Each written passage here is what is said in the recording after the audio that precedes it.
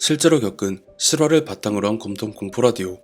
오늘 들려드릴 이야기는 시청자 양말도둑님이 보내주신 이야기로 30년 전 제보자분이 어린 시절에 살았었던 빌라에서 있었던 이야기라고 합니다.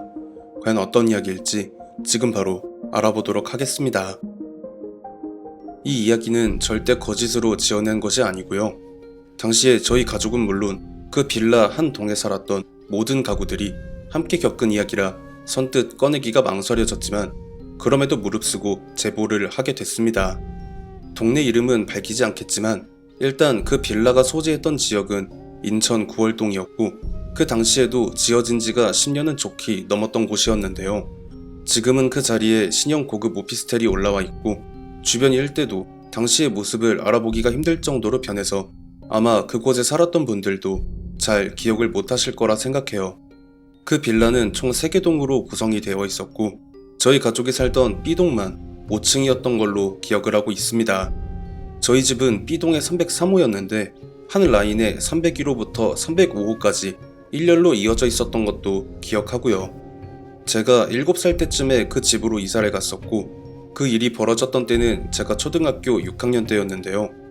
당시에 302호에 살던 가족이 이사를 나가고 나서 3년 동안 쭉 공실이었다가 정확히 그때쯤에 다른 가족이 이사를 와서 살게 됐고 당시를 살아보신 분들은 아시겠지만 그때는 윗집 아랫집 옆집 상관없이 다 친했고요. 반찬도 돌려먹고 등하교도 같이 하고 주말이면 다같이 여행도 가고 했던 시절이라 웬만하면 어느 집에 누구 어느 집에 누구 다 이름과 얼굴을 알 정도였고 역시나 302호에 이사를 왔던 그 가족과도 금방 친해졌죠.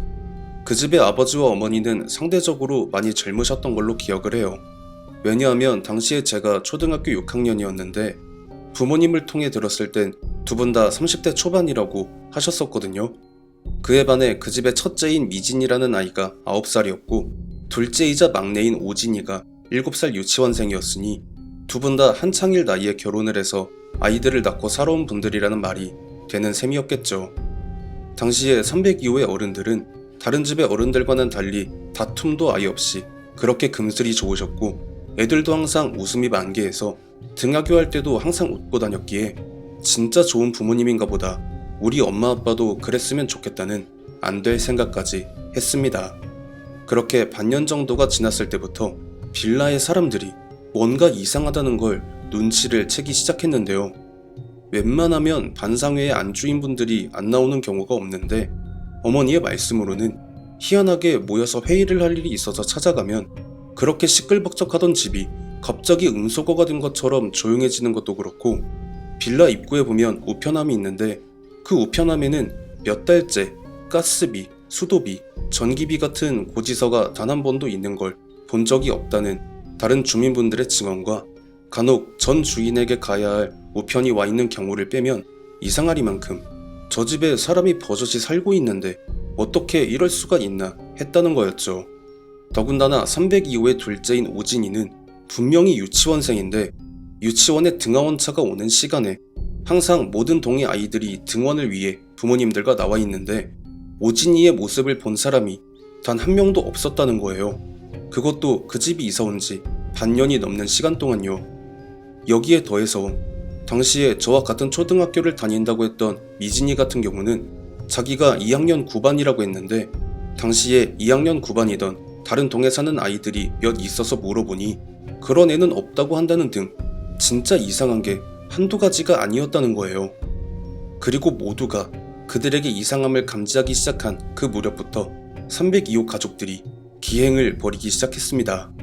일단 그렇게 자상하고 인사성이 바르던 302호의 어른들은 같은 동 사람들과 마주쳐도 인사는 고사하고 무표정하고 심드렁한 얼굴로 힐끔 한번 쳐다보고 그대로 집으로 들어가는데 무슨 그 공상과학 영화에서 보면 프로그래밍 같은 걸로 가상의 인간을 만들어 놓고 테스트를 할 때처럼 자연스럽지 않은 흡사 기계처럼 딱딱딱 각 잡힌 자세로 걸어다니는가 하면 요즘 어떻게 지내냐는 다른 어른들의 물음에도 네 그렇습니다. 네 아닙니다. 요즘 그 고객센터에 전화하면 AI 음성처럼 들리는 그런 목소리로 답을 한다던가 하는 행동을 보이셨다고 해요. 미진이나 오진이 같은 경우엔 아예 집 밖으로 나오질 않는 건지 등하굣길이나 하교를 한 이후에 항상 아이들끼리 놀던 장소에도 보이지 않았습니다.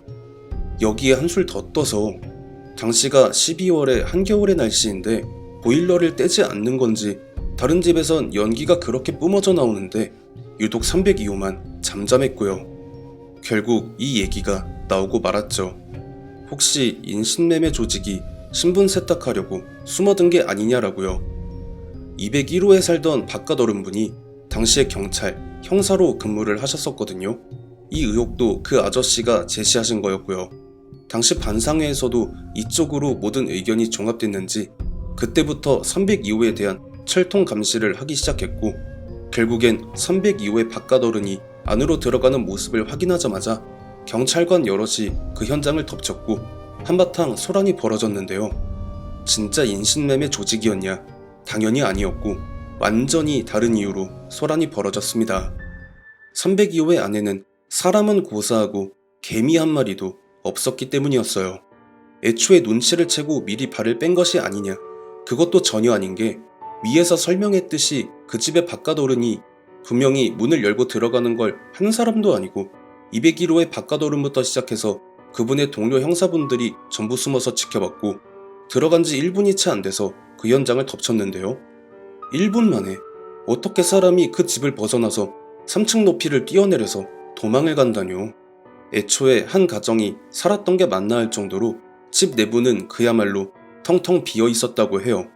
그러니까 가구니 집기류니 아무것도 없이 이전에 살았던 가족이 이사를 나간 그 순간부터 아무도 들어와 살지를 않았다는 그 모든 걸 설명해주는 황당한 광경에 B동의 어른들은 경악을 금치 못했겠죠. 여기에 더해서 미진이와 오진이를 철석같이 산 사람이라고 생각하고 함께 놀았던 저를 포함한 모든 아이들도 덩달아 충격을 받았고요. 이 이야기는 B동을 넘어 다른 A동과 C동으로 그대로 퍼져나갔고 빌라의 모든 구성원들은 한동안 충격과 공포에서 헤어나오지 못했습니다. 말 그대로 귀신들과 동침을 한 것과 다를 바가 없기도 했거니와 그제서야 모두가 품었던 의혹들이 전부 해명이 된 것이었으니까요. 다행이라고 할 만한 건 302호에 들어와 살았던 그들 귀신들이 반년이라는 시간 동안 빌라의 다른 누구들에게 단 한 번의 해코지를 하지 않았다는 점 뿐이었습니다. 한 집도 아니고 동 전체의 모든 집을 반년 동안 거의 완벽에 가깝게 속여 넘긴 그들은 도대체 어디에서 온 누구들이며 왜 산사람 행세까지 해가면서 그 빌라에 왔던 걸까요? 진짜 이번 제보 사연은 만약에 토요미스테리 극장 같은 프로그램이 있던 시절에 제보로 나갔어도 엄청난 화제를 모았을 것 같다는 생각이 드네요. 정말 말 그대로 미스테리 그 자체, 한 명도 아니고 두 명도 아니고 한 가족의 모습으로 단란한 가정 행세를 해가며 빌라의 모든 동 사람들을 속여넘긴 레전드급 귀신들이 아닐까 싶습니다. 시청해주신 모든 분들 감사드리며 구독, 좋아요, 알림 설정 부탁드립니다.